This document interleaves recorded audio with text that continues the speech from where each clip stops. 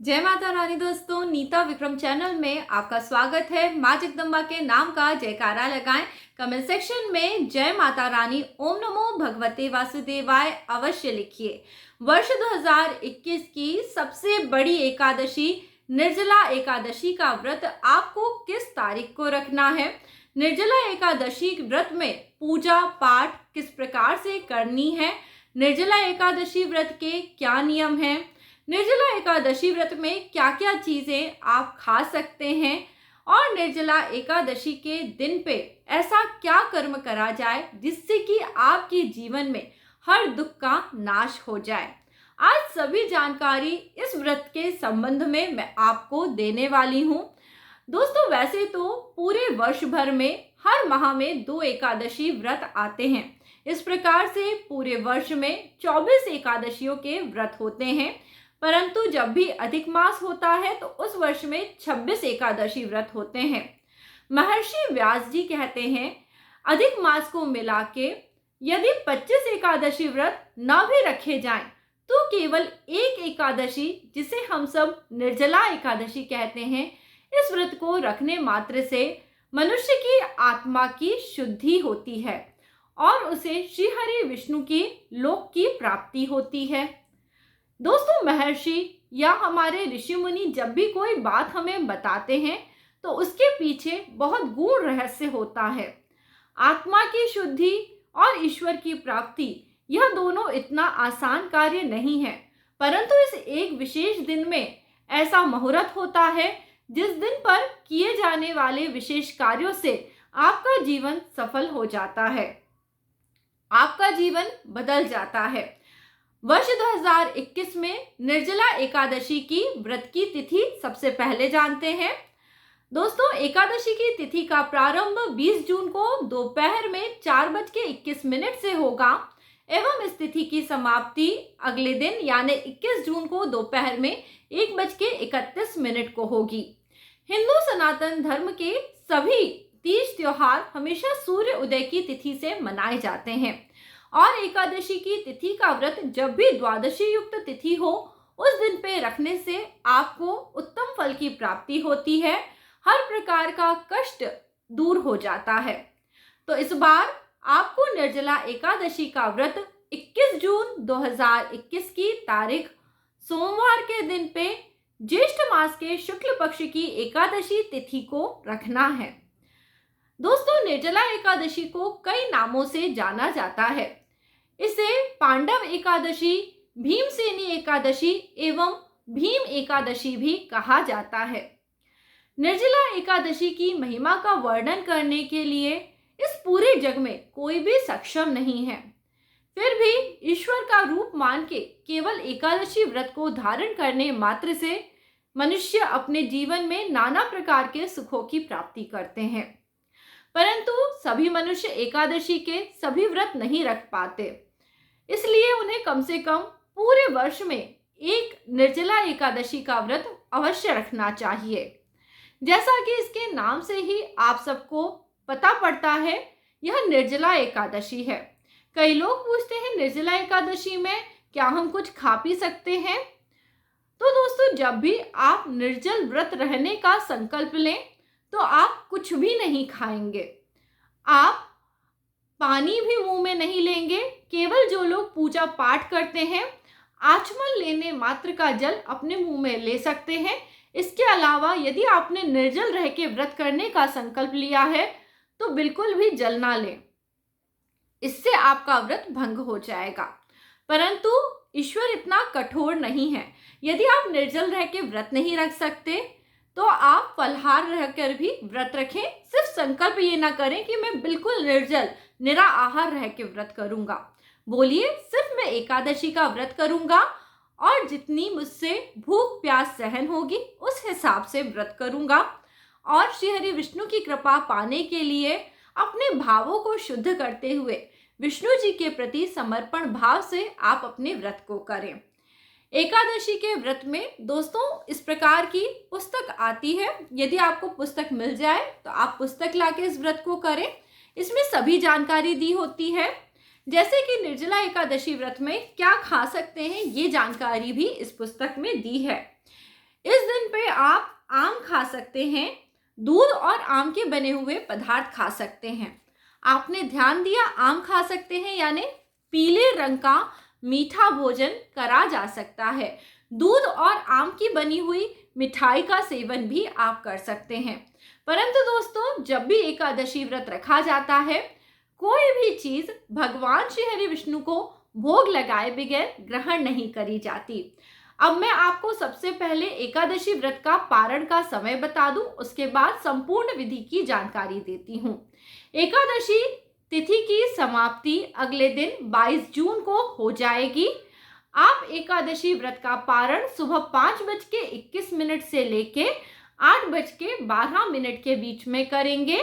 जब एकादशी व्रत का पारण करा जाता है, उस समय पे तुलसी का पत्ता और जल ग्रहण करके एकादशी व्रत का पारण करते हैं।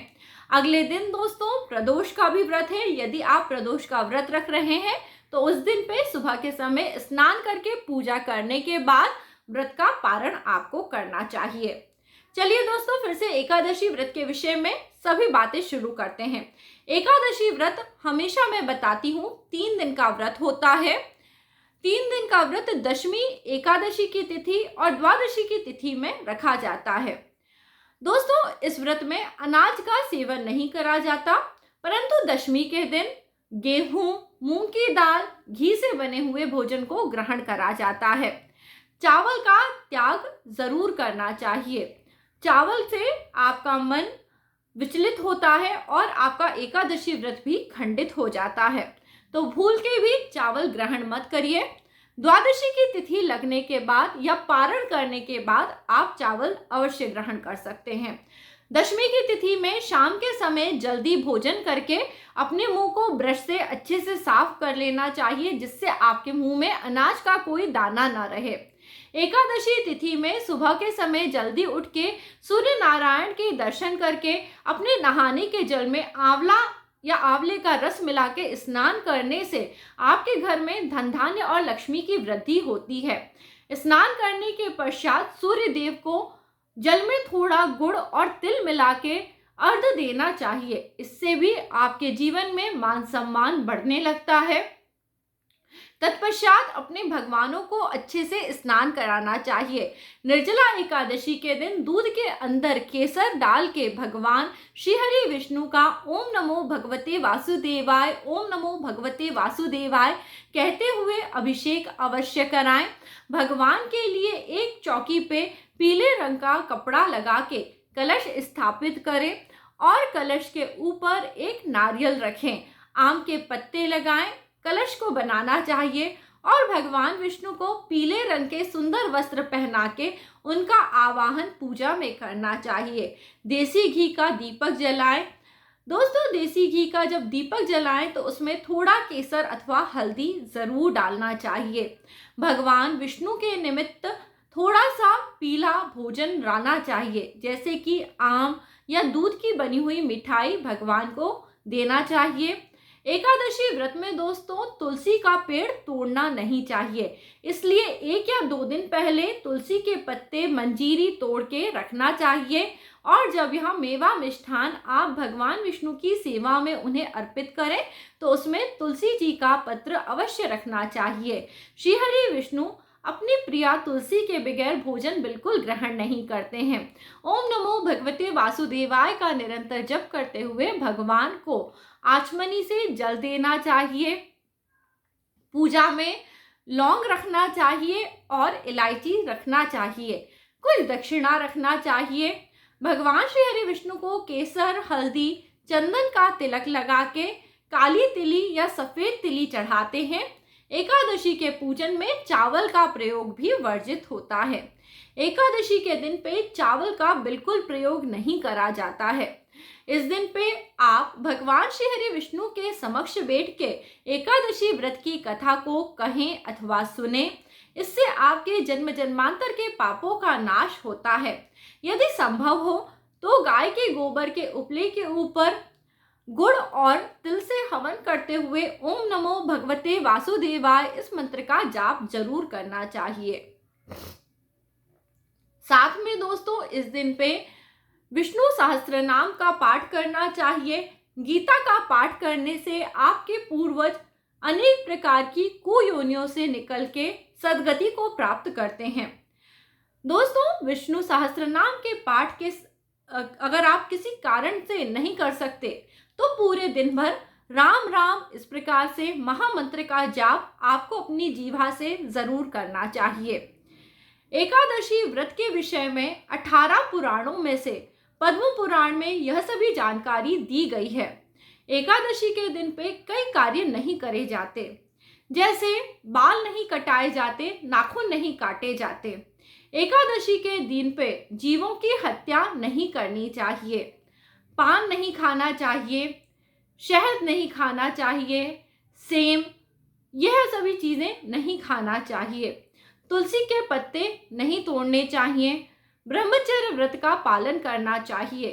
पशु चर्म से बनी हुई चीज़ों का प्रयोग नहीं करना चाहिए, जैसे कि लेदर के बेल्ट, जूते, पर्स इत्यादि का प्रयोग कदापि नहीं करना चाहिए। एकादशी के व्रत में दूसरों की निंदा नहीं करनी चाहिए, या जो लोग दूसरों की निंदा करते हैं उनसे भी बात नहीं करनी चाहिए। कई लोग जो चोरी करते हैं, किसी भी प्रकार से कुकर्मों में लिप्त रहते हैं, उनसे बात नहीं करनी चाहिए। दूसरों के घर का लाया हुआ अनाज ग्रहण नहीं करना चाहिए। यदि एकादशी के दिन पे आप दूसरों का दिया हुआ अनाज ग्रहण करते हैं तो आपके व्रत का पुण्य फल किसी और को प्राप्त हो जाता है। एकादशी के दिन पे अपने घर में आपको क्रोध नहीं करना चाहिए। जो स्त्री अथवा पुरुष प्रसन्न मुद्रा में नहीं होते, उनके व्रत का पुण्य फल इंद्र हरण कर लेते हैं। इंद्रदेव सदैव चाहते हैं कि जब भी आप व्रत, पूजा पाठ, उपवास करें तो आपको गुस्सा आए, जिससे आपके पुण्यों का संचय नहीं हो, क्योंकि जिसके भी पुण्य अधिक हो जाएंगे वह सभी इंद्र से अधिक बलवान हो जाएंगे। तो इस प्रकार से आपको इस दिन पे इन छोटी छोटी बातों का ध्यान रखते हुए एकादशी का यह पुण्यदायी व्रत करना चाहिए। शाम के समय में दोस्तों अपने घर में तुलसी के क्यारे के पास दीपक जलाना चाहिए। ध्यान रहे, कभी भी तुलसी जी के सामने जो हम दीपक जलाते हैं उसे थोड़ा वृक्ष से दूर रखना चाहिए, जिससे कि तुलसी के वृक्ष को हानि ना पहुंचे। तुलसी जी के क्यारे में इस प्रकार से शाम के समय दीपक रख के 11 बार ओम नमो भगवते वासुदेवाय अवश्य बोलिए। हो सके तो इस दीपक में एक कौड़ी, एक सिक्का और हल्दी थोड़ी सी जरूर डाल दें। आपके घर में माँ लक्ष्मी की दिन पर दिन वृद्धि होती चली जाएगी। आप सभी को शाम के समय बैठ के हरि नाम का जाप करना चाहिए, और रात्रि में भी अपने घर में आप बैठ के ओम नमो भगवते वासुदेवाय इस महामंत्र की 5 माला, 11 माला जरूर जाप करें। श्री हरि विष्णु की अद्भुत कृपा आप सब पे जरूर होगी। दोस्तों, एकादशी व्रत, जैसा कि ये व्रत निर्जला एकादशी का व्रत है, तो इस दिन पे कई लोग बोलते हैं कि जल बांटना चाहिए और चीनी के लड्डुओं को बांटना चाहिए। परंतु जब एकादशी व्रत में हम जल ग्रहण नहीं कर रहे हैं तो हमें दूसरों को भी जल पिला के उनके व्रत को भंग नहीं करना चाहिए। परंतु जो लोग मजदूर हैं, जो सेवा का कार्य कर रहे हैं, उन्हें गुड़ अथवा चीनी के लड्डू दे के मीठा शरबत या जल पिलाने मात्र से आपके जन्म जन्मांतर के पापों का नाश हो जाता है। जेठ के महीने बहुत गर्म होते हैं, और इस गर्मी में जो मनुष्य बेचारे शारीरिक श्रम के साथ कर्म कर रहे हैं, यदि आप उन मनुष्यों की सेवा करते हैं, उन्हें भोजन कराते हैं, उन्हें ठंडा मीठा जल पिलाते हैं, तो आपके जीवन में आप इस बात का यकीन मानिए, यदि कोई भी कष्ट चल रहा होगा, आपकी कोई बड़ी परेशानी सॉल्व नहीं हो रही है, तो वो बहुत जल्दी सॉल्व हो जाएगी। इस उपाय को आप जरूर करके देखिए। निर्जला एकादशी के दिन पे जल की सेवा करना चाहिए। यह व्रत त्याग का व्रत होता है। हम स्वयं भूखे प्यासे रहते हैं, और वो मनुष्य जिन्हें हमारी मदद की जरूरत है उनकी मदद करते हैं। इस व्रत को करने मात्र से आपके चंद्र, सूर्य जैसे पूरे 9 के 9 ग्रह आपको अच्छे परिणाम देने लगते हैं। मानव जीवन में आत्मशुद्धि का बहुत अधिक महत्व होता है। यह केवल त्याग से आती है। देह, इंद्री, प्राण और अंतःकरण यह अलग अलग चीजें होती हैं जिनकी शुद्धि होती है। देह यानी शरीर, शरीर की शुद्धि के लिए मिट्टी, जल, साबुन का प्रयोग करा जाता है, जिससे कि आपके शरीर की मलिनता दूर हो जाए। कर्म की शुद्धि अहिंसा से होती है और आपका ज्ञान जागृत हो जाता है। इसलिए इस दिन पे क्रोध नहीं करा जाता। प्राण की शुद्धि के लिए योग करना, प्राणायाम करना बहुत जरूरी है, जिससे कि आपके जीवन में आपको बीमारियां नहीं होती। मन की शुद्धि के लिए धारणा अच्छी होनी चाहिए, इसलिए लोगों की बुराई मत करिए। अपने जीवन में अच्छे भावों के साथ आपको चलना चाहिए, और जब अच्छी बुद्धि हो जाती है तो ईश्वर में ध्यान लग जाता है। इस पूरे व्रत का केवल एक ही सार तत्व है। यदि आप व्रत रख रहे हैं तो अपनी बुद्धि श्री हरि विष्णु के चरण कमलों में लगा दें। जिसे श्री हरि की प्राप्ति हो जाती है, उसके जीवन में और कुछ प्राप्ति की आशा अभिलाषा नहीं रहती। जीवन में सुख दुख, कई प्रकार के कष्ट आने जाने बने रहते हैं, परंतु ईश्वर की कृपा, ईश्वर से प्रेम आपके जीवन में सदैव बना रहता है। सभी तरह की परिस्थिति और हालात में लोगों को धन्यवाद कहने की आदत डालें। इस शरीर को जिस ईश्वर ने, जिस प्रभु ने दिया है, उसे कोटि कोटि नमन करते हुए निर्जला एकादशी के व्रत के दिन पे त्याग करते हुए ईश्वर के चरणों में समर्पित करें। देखिएगा, ईश्वर आपकी रक्षा करेंगे और आपके जीवन में आप जो भी कुछ प्राप्त करना चाहते हैं उसे आप जरूर प्राप्त कर लेंगे। दोस्तों, अब मैं आपको निर्जला एकादशी व्रत की कथा सुना रही हूँ। आपको मैंने संपूर्ण विधि बताई है। रात में सोने के पश्चात अगले दिन सुबह उठें, 22 जून की तारीख को सुबह स्नान करें और उसके बाद आप एकादशी व्रत का पारण कर सकते हैं। एक तुलसी का पत्ता और 1 गिलास जल लेके इस एकादशी व्रत का पारण करें। व्रत का पारण करने से पहले ब्राह्मणों में भोजन इत्यादि पदार्थ अवश्य बांटें। कोई भी व्रत दान दक्षिणा के बगैर पूर्ण नहीं होता। ब्राह्मणों को चावल, गेहूं, जो भी सब्जियां आपको मिल पाए उन सब का दान करें, जिससे वो कम से कम 2 समय अपने घर में भोजन बना लें। और इसके बाद श्री हरि विष्णु के नाम का जयकारा लगाते हुए एकादशी व्रत का पारणा आप सभी को करना है। श्री हरि विष्णु माँ लक्ष्मी की कृपा से आपके जीवन में आपके सभी कार्य संपन्न होने लगेंगे। चावल का दान करने मात्र से आपके जीवन के कष्ट दूर हो जाएंगे। दोस्तों, अब मैं आपको निर्जला एकादशी व्रत की कथा सुना रही हूँ। इस कथा को आप अपने हाथ में थोड़े पुष्प और तिली के दाने लेके इस कथा को सुने। देखिएगा, आपको बहुत आनंद आएगा। भगवान श्री कृष्ण धर्मराज युधिष्ठिर से बोले, हे राजन, श्री सूत जी ने इस एकादशी की कथा को अनेक ऋषि मुनियों को कहा है। एक बार पांडु पुत्र भीम ने अपने पूज्य पितामह व्यास जी से भी निर्जला एकादशी की कथा का वृत्तांत जानने की जिज्ञासा प्रकट की। तब सभी शास्त्रों व वेदों के मर्मज्ञ वेद व्यास जी ने कहा, ज्येष्ठ शुक्ल की एकादशी, कृष्ण पक्ष, इन दोनों पक्षों में एकादशियों में भोजन नहीं करना चाहिए। द्वादशी को स्नान करके पवित्र होके भगवान केशव का पूजन करें। पहले ब्राह्मणों को भोजन करा के अंत में स्वयं भोजन को ग्रहण करना चाहिए। भीमसेन जी कहने लगे, हे पितामह, मैं विधिवत भगवान की पूजा आदि तो कर सकता हूँ, दान भी दे सकता हूँ, परंतु भोजन के बगैर नहीं रह सकता। इस पर व्यास जी कहने लगे, हे भीमसेन, यदि तुम नरक को बुरा और स्वर्ग को अच्छा मानते हो तो हर मास में एकादशी की तिथि में अन्न मत ग्रहण किया करो।